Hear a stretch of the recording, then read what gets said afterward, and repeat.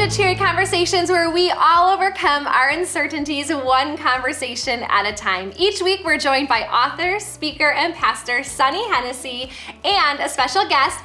And this week, our special guest is also our special friend, Ginny Pierce. Our special friend.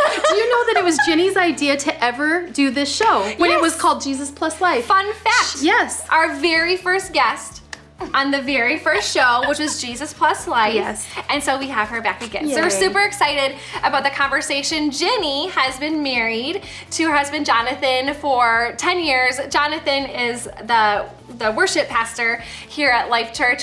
They also sport CrossFit rings. We learned that today. But do you do CrossFit? No. Okay. Definitely. Do you think CrossFitters get mad when people Wear their CrossFit rings? Posers? Yeah. Posers. Okay, oh my Okay. gosh. I'm a poser. We're sorry.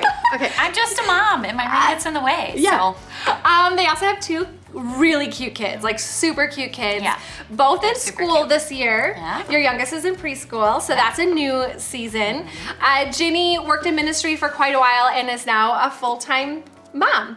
She managed the First Exchange Coffee House. So many facts about Yes! Ginny. She managed it in the second building before we went public. We're not publicly traded. Yeah, before we went public She downtown taught me to how here. to be a barista. That was like one of my dreams, was to be a You were on the barista. coffee I was on team the coffee at the team. First Exchange. Yes. I recruited you to be on the coffee team, but then I recruited you to be on the worship team. Manager. You Yeah. fired her from the coffee team and said, I found you out she have could a sing and was like, I think you're supposed to be doing worship, not Yeah, Oh, man. you're too good. Fun times, though. Such fun times.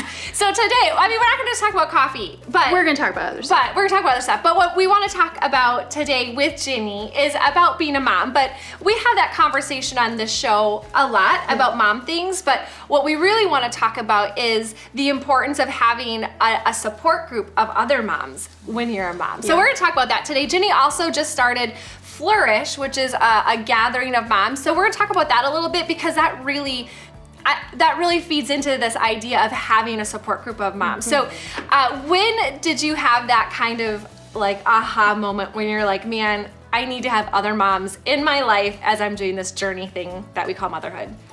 Well, I think honestly it probably started when I was pregnant with my first child. There are just so many unknowns, and I'm a planner. I like to know what to expect. So I'm, reading the books and talking to people and trying to take it all in. But you quickly, there were people who were pregnant at the same time as me, and you kind of bond with them. You plan, our kids could be in the same grade and maybe they'll get married one day. No, but You do. It's true. you kind of do. No. So I think it started super early, and then I think like play dates when your kids are, under 1 is so important, and just so you can get through those first couple months after you have your first baby, you're like a zombie. You have no idea what's happening, what's coming next, and I guess depending on how many like family members you might have in your life helping out or whatever. So I think just from day one, it was like, you need people who are in your season of life walking with you, even if it's just 1 or 2. Yeah, for sure. I know we've talked about having people in a season ahead of you, but it's also important to have people in the same season so that you don't feel like you're the only one experiencing something in that moment. Because Right. in the moment, it feels really crazy. Well, and I'm sure you get a lot of advice, which we need advice from the people the season ahead. But when you're lacking in sleep, what you hear from the season ahead or 2 is, they grow up so fast. Yeah. Just enjoy it. You're like, Yeah. I can't enjoy this. So I'm sure Yeah. there's a bit of like, okay, I need them to sympathize a little bit. Somebody who's living my life. Yeah. Yep. Yeah, you need that connection of people who are going through the exact same thing. Especially, I feel like that baby phase is so important to have people who are, they understand like what it's like not to sleep the entire night, or they understand like nursing or whatever, like all these hurdles you have to overcome sometimes. Like we were talking the other day and you were like, I don't even remember that. I don't remember when they start eating solids, which is, why would you remember that? But you need people who are like, it's this, to kind of compare, like, get ideas from. That's how I am. I like to be teachable and go, this is not working for me. What are you doing? So, yeah. That's so good. That's so good. So when we talk about having a support group of moms, is there something that you look for certain circles of people to be really close to you? Is there like specific things you're looking for? Because sometimes the things that you go through as a mom are really private and sometimes really intimate and really hard, and it's not something you might share with just anyone. Yeah. But what are some things that people should look for that circle of mom support? So it's funny. I feel like with friends, finding the right close friends is like dating. It really is. Like you might, and it is funny. When you think back to like when you're a young mom and you're like at the park, you're like look at you like she looks nice. Like her kids are the same So age. true. Like should I talk to her? Is she gonna think I'm weird? Like our kids are playing together now. So it's kind of like dating where you kind of or an interview, you could view it as kind of like that, like you hang out a few times and see if you click, and some people you're just like, you might have just extreme differences. Now, don't get me wrong, there's some of my friends and we have like very different philosophies of life and parenting and stuff, and we still get along really well. But I'd say most of my real close friends, we have the same roots, kind of, you know what I mean? Spiritually, and our goals as parents are the same. Maybe we have different like methods and philosophies of actual parenting, but I think our goals are the same. So I think, and you have to be like, it has to be someone you can be really comfortable around. And I'm not a competitive person, and that's hard for me to be. We have such a competitive culture in mothering these days. Everything's on social media, and everyone you post your highlight reel, and then people are, it's just constantly competing, and we cannot buy into that. And so I've been in those situations too, though, when you're in a group of moms and everyone's trying to top each other and they know best, and that's hard. I feel like that's not a healthy situation to be in. So yeah. So that would be good advice for moms that are watching or soon to be moms, that self-awareness is huge, right? We may be very opinionated. Well, we probably are. Like what we believe, that's our opinion, and we could talk about that. But to be self-aware, to know, okay, I don't know of these 4 ladies who breastfeeds, who doesn't, who vaccinates, who doesn't, who there's who gives solid food at this month. And being self-aware, I think, is important. And then knowing who to let your guard down with and go, okay, we're together one-on-one, we have this foundation, now let's talk about why do you go that direction. But I think I've seen it go really awry, like you're talking about, where you can have just such a huge competitive circle. And I think shrinking that circle down to, like you said, the ones that you really know your goals are the same. So I think on both sides, I have to be self-aware as a mom. And if I were 100% a homeschool mom, but you're a public school mom of our teenagers, which that's not the case for us. I mean, right now we're both on the verge of homeschooling again. But to have that be the angst between us, just silly. And I think too, you always talk about comparison and how it's the great crippler. And I think that is in every aspect of our life. And so when it comes to parenting too, I know I just learned that it does my kids a disservice to try to parent them the way someone else parents their kids, because all of our families are so different, and each of our kids are so different. Even our own kids have to be parented separate, different. And so I think you just have to have that confidence that, as a parent, if you're focused on being a really good parent and you're centered in wanting Jesus to be the center of your family and your parenting and everything, be confident in that. And so if you have friends who are like, well, we only do homeschool, or I'm gonna stay at home full time versus the office, celebrate what they feel is best for their family, celebrate that with them, and then be totally confident about what you're doing with your family. That's exactly it. I think that there's a balance between being confident, and I definitely struggle with that. I need to be confident with my choices, but I don't like to make people uncomfortable. I'm a peacemaker in that way. I don't want to make anyone feel threatened or less than. I don't want someone to come over to my house and leave feeling bad about themselves. So I think, you have to find a balance. You do such a good job at that, so do you. Being confident in your decisions, but then supporting other people. Hey, this is her life. She can do that, and that's okay. But I think it's hard. I think our natural instinct as a mother is just, like mama bear and to protect our kids, and we got to move forward and make these decisions and have confidence in them, and that can come across as overbearing because you're so you can be so overwhelmed when you first start out this race that you're like full speed ahead that you don't realize maybe like, and you can have, like you said, you can have opinions, it's totally okay, but say things in love. I think that's the biggest thing is, you know, there's just no place for that, you know, judgy mom thing. No one benefits from that. I love that you said mama bear, because that could be our kind of line in the sand. I'm mama bear to my kids. Yeah. I am mama bear to Isaiah and Aubrey.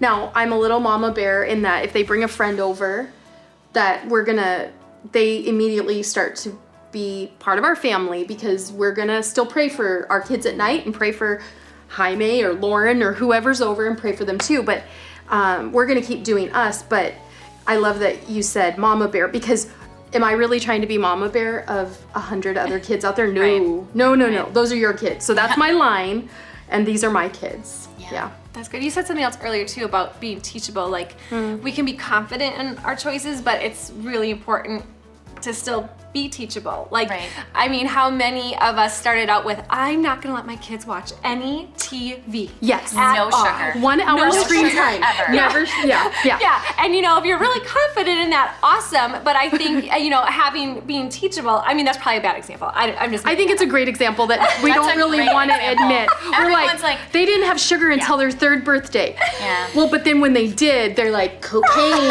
and now every time they go somewhere, they're like sugar. So it is just a reality. Yeah. But like being that teachable, like if someone does in love, you know, or if you have a question, like ask a question. Like don't be so confident that it's prideful that you don't ask for help or ask a question. So anyway, that's like when you use that word teachable, that was so good. That was so good. I think of Season, and she's Sonny's sister Season is so sweet. Whenever we talk about parenting, she always just brings up, well, what do you do here? I'm wondering what you do. She has questions, and I know that she is a very amazing, confident mother, but she is someone who is sweet and kind, and I think you can use that to develop a relationship. Maybe you don't know, and her questions are genuine, but maybe you don't, you know, need an answer to this question, but hey, why don't you ask your friend how she does this? I think that's a missing element in a lot of friendships nowadays, is listening and caring about the other person. It's like a lot of times a one-way street where you have the alpha friend who's blah, blah, blah, blah, blah, and the other friend who's just sitting there and taking it all in, which ultimately that's not gonna last. And probably that overconfidence is or that appearance of confidence in what I'm doing could be masking at times the insecurity. So, oh my gosh, I'm not gonna ask Ginny everything I need to ask because she'll totally get that I'm floundering. And so then it comes across like pride and, oh, they're confident and they never ask questions. But you know what, in all things, in all life, I believe that a confident person who does have the upper hand or could be even the expert in the area, has this assurance about themselves that they're eager to ask questions to anybody because they're confident in who they are. So it is really a core thing, right?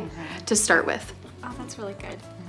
Let's talk about Flourish a little bit, because we've been talking about the importance and value of having mom friends and how to have a relationship with mom friends. So what like made you go, I want to do this, and how does it work? What is it? Yeah, so Flourish is, right now it's an online gathering of moms. So we're a community of moms that come together, and it's for moms of kids age 0 to 18.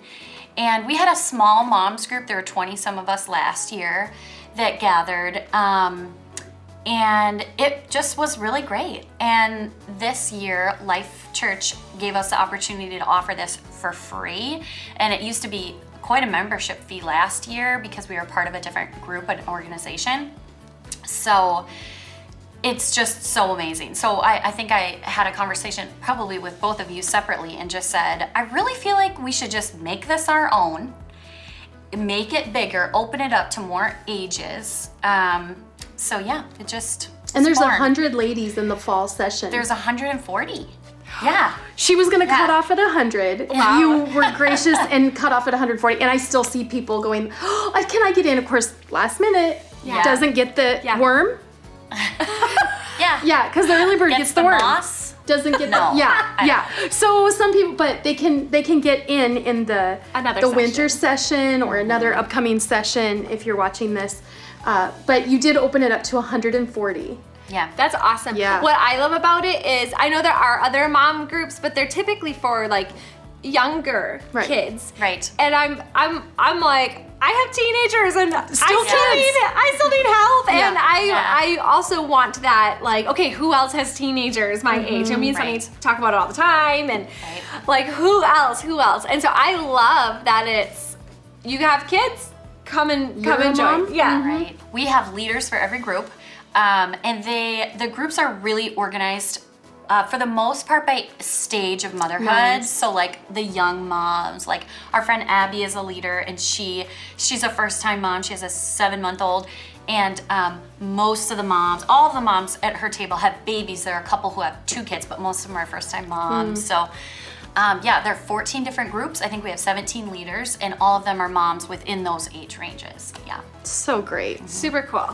Super cool. And so it just gives this group of people an opportunity to learn, because there'll be some panels and some other things, but then really have this group, this conversation with other moms, and be able to grow with one another and talk about the stage they're in and what they're going through. Right. It's really exciting. We actually just launched the first meet and greet groups last night. So we have big live sessions online, but then also in between that, we have the leaders are hosting Facebook rooms with their groups. So we had our first groups meet last night, and that went really well. That was really great. That's so cool. So here's something for moms who maybe haven't had the opportunity to be in Flourish yet. There will be an opportunity, and maybe there'll be other things offered for them to be involved in. But if you're not in something like Flourish, well, one, there may be other things like that you can be a part of. But if they're not, like, look for that mentor. So we talk about that a lot. So we talked about having the circle of people in your season, but then also having some people that are maybe a little ahead of you, so that you can ask them a little bit of, like, when you went through this, here's how you did that. So what do you look for in a mentor? You want me to answer first? Because you need Well, to I was answer going to too. say my mentors are sitting at this table with me. What do I look for? I think, someone who's probably like 10 years ahead of me, which you both are generally that. We are not. I'm only 2 years ahead of you. I'm so sorry. We are your age. I'm so sorry. Let me clarify. I meant in parenting. That's so great. We're 32. Oh gosh. Oh no, we turned 33 this year. I think we're being more honest about our age. And Yeah, I have we're admitted okay. the 4 number. We've embraced it. Yes, that. okay. We've embraced it. I No, meant we won't in cut this parenting. out. This is the best part. Okay. In parenting, your kids are almost exactly She's 10 red. years She feels bad. 10 You're years fine. older Okay. than my kids. You're It's not okay. old. Okay, I'm so sorry. No, it's good. You We're the can't brats. We're the bring brats. up- You look for a mentor mom that is crazy. That is vain and no, I'm kidding. No, who is and the next stage in parenting ahead. I don't like to offend This people. is called being politically correct. Yes, this is PC. Oh my gosh, I'm so sorry. We're No. a few So seasons anyway, ahead. In and people honesty, we who- know it. Yeah, we know. We are. We're at the teenage years. Well, yeah, tween, Yeah. teen. Full on teenagers. Yeah. Okay, But to it- clarify, you could be my sisters. You have a sister exactly So my sweet. age. I know. We don't feel like your mom. Okay. You're not, and you weren't saying No. get a mentor that's like double your age that could, because No, you have the that. You next have grandparents. season of parenting ahead of you. Yeah. So someone who has like middle school, high school, for me, I have like 4K in kindergarten because they've been there. But like I said, you have to balance that. You have to have people like in your stage now, so you can be like in the trenches with you. But then real, you have to yeah. have someone who's been there, done that, and who you go, your kids look good. Yeah. And I think that's really important, and someone who's also spiritually on the same page as you, or they're gonna give you weird directions to go. Yeah, that's really good. And what's great is that now Casey's kids are perfect. Oh my But gosh. you get to see and have walked life with us that we go, oh my gosh, like what's going on with this child? And there's a reality that they do turn out good, but it's great when you have people who are a few years or a few seasons older than you to say, oh, Isaiah never napped. To go, oh, he turned out okay. Or Aubrey always dressed herself and I just let her look like that. And now she's a little fashionista and most of the time she matches now. So it's like, it's this stuff that you, like you said, they've turned out a few years ahead, not just like they're a grade ahead, right? Right. To say, okay, they threw temper tantrums too, and we got a hold of it, but literally they will not end up in jail. Like that is helpful too. And there are no perfect kids, so Yeah. I guess I probably phrased that wrong. I'm not looking so much for like parents with perfect kids. I'm looking for a family dynamic that I like and goals that I like in the family like compass is pointed the direction that I want to go. Yeah, and really I good. see that in your families. That's really So yeah, because I think all of our kids are just, think about us. We were sassy. We had our stages. Ooh, and then we get it Some more in than return. others. Yeah. Just kidding. Yeah, and I think No, I meant me. She's like so worried she's gonna offend us now. Ginny, you're a friend. You're young. You're young. I think gym chat. Just kidding. We can edit that out. I think that, like none of our kids are perfect. So having that in the trenches, because I know we've had lots of conversations about Teenage being in the stuff. trenches. Yeah. And knowing that it's okay. I think that's what's super important about having this circle with you and then the circle ahead of you. Right. So that you have this, how do I do this right now? And then what's it gonna look like, down the road? Well, because we can have conversations which I've not had with you, because if we're mentoring you, we wouldn't want to share with you some of the things we're going through, because you'd be like, I have my own issues in kindergarten. This is junior year. This is freshman year, and it would make someone who you're at a different stage with stress, whereas we can be like, no, it's gonna be fine and I'll be praying, or oh yeah, that be praying. sucks, so I'll be praying. So it is helpful to have the peer and to have the people ahead of you, for sure. Yeah. Okay, so here's a question. Okay. Here's a question. What is something you wish you would have known 10 years ago? In your parenting, not your age. In your I would have parenting. used sunscreen sooner. What would you have done differently Okay. as a young mom? If you knew now what you know now. I would have been an older mom. Oh. Yeah. Wow. I would have started But later. you got married really young. Yeah, so we So if were you- together 7 years That's a before while. we had Isaiah and Aubrey. So that was, it's not like I needed more time with Sean. Yeah. It's that, but at the same time, I think that, and then I You would have had wonder. different kids then. Right, I would have see had what you different kids, but I also think, well, I wouldn't have had the same energy. Maybe I would have been a little more frazzled, because it wasn't just like I got one on the hip and one in a car seat, and I'm nursing in a stall at a Applebee's, like in a bathroom stall, because that's what I had to do. And like, I probably wouldn't have maybe been as flexible if I was 30 or 32 versus 25. But I do think that the older I've gotten, the more I valued and cherished my kids. And I think in the early years, I took it for granted. Now, I took it less for granted because we had trouble getting kids here. I can't imagine if we wouldn't have lost babies and had miscarriages, I would have just like taken my kids for granted. I for sure still look at them and go, you are a living miracle. We were genetically incompatible. Like, you're amazing. But for one, I'm like, I'm gonna be really young, and Isaiah's out of the house in 2 years, and Aubrey's out of the house in 3 years. Like, I am a little like, gosh, that went really quick, and I feel like I could still be doing this 10 more years and be like, so that, I also think as having toddlers and babies, I thought I had to work towards my goals and dreams no matter what their age was. So at infancy and toddlers and kindergarten, and I felt like I needed to still be fulfilling, rather than realizing that is the short season. Take off that time of being goal driven for 5 years and then move into that. And so I did I was forced to, and it's a good thing, but they're first or second grade through like fourth, fifth. So like there was a good 3 to 4 years where I did homeschool, and that was for the sake of we were having issues at school or couldn't find a great fit.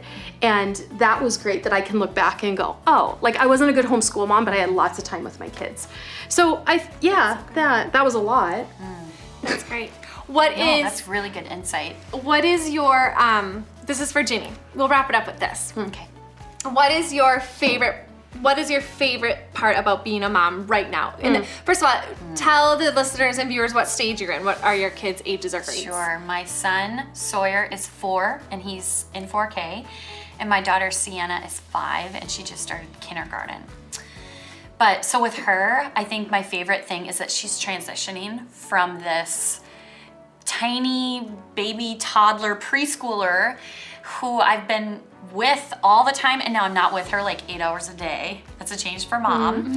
And she's transitioning like into this little girl, like in the way she looks, and she's so tall and she's growing up so fast, like, and she wants to pick out her clothes and she wants to put on lip gloss before school. And you know, she talks about I'm not gonna get married and I'm not marrying a boy, and she's starting to just like think these big grown-up things and ask these big questions that she's turned that corner from like little like tiny baby to like, so that's really special for us as parents. I know Jonathan feels the same way. That's really special for us as parents to be there just to witness that like change, and trying to like just soak in all the moments. Like, we've had losses, and I do feel like because of that, we view our kids in a different way. We have just, they're so precious, and every day I can't look at them the same way. I look at them and just go, you are such a gift. Yeah. Sawyer, he's still very much in the little boy, not the big kid phase. I feel like he's still just my little baby. And I'm really loving that phase. He's a snuggler, he's a cuddler.